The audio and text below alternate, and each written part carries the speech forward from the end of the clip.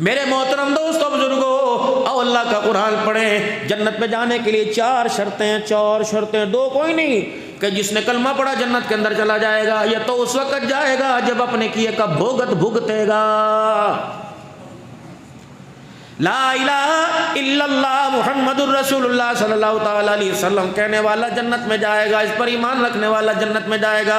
علماء کرام سے تم نے یوں نہیں سنا بیٹیوں کا کھانے والا، بیوی کا کھانے والا، ماں کو کھلے مارنے والا، باپ کو دھکے دینے والا صرف کلمہ پڑھ کے جنت میں جائے گا، اپنے کیے کا بھوگت بھگتے گا، نماز چھوڑنے والا، روزے چھوڑنے والا، ان حکموں کی خلاف ورزی کرنے والا جب تک اللہ کے عذاب میں غوطہ نہیں لگائے گا جنت میں نہیں جائے گا۔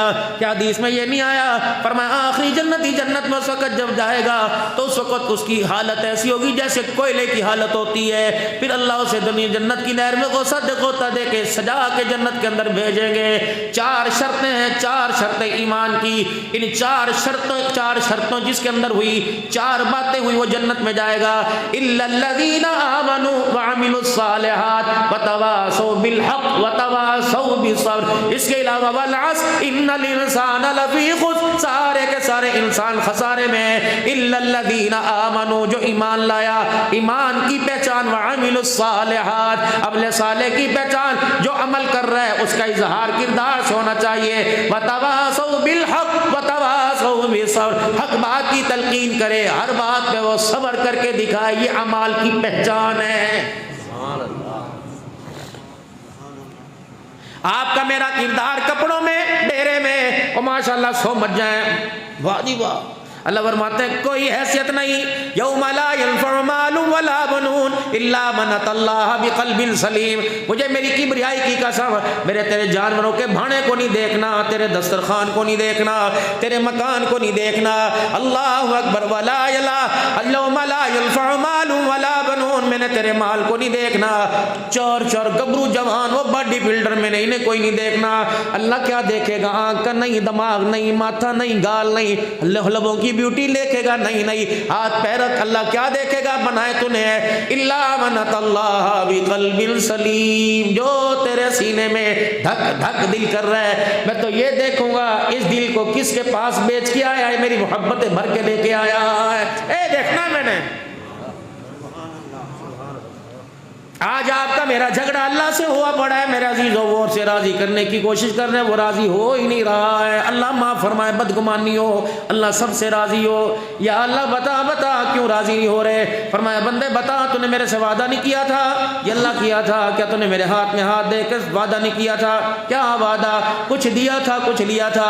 ان اللہ اشترى من المؤمنین انفسهم واموالهم بان لهم الجنہ، جان میں نے دی تھی، مال میں نے دیا تھا، وجود میں نے دیا تھا، سارے کا سارا تو میرے ہاتھ پہ سودا کر کے آیا، اللہ تیرا، میں نے کہا جنت تیری۔ پھر بتا بندے، تو نے میرا دیا وہ خون کسی کو کیوں دیا؟ گردہ کسی کو دے دیا، میں نے منع نہیں کیا، جگر کسی کو دے دیا، میں نے منع نہیں کیا، گردہ کسی کو دے دیا، جسم کا حصہ کسی کو دے دیا، منع نہ کیا۔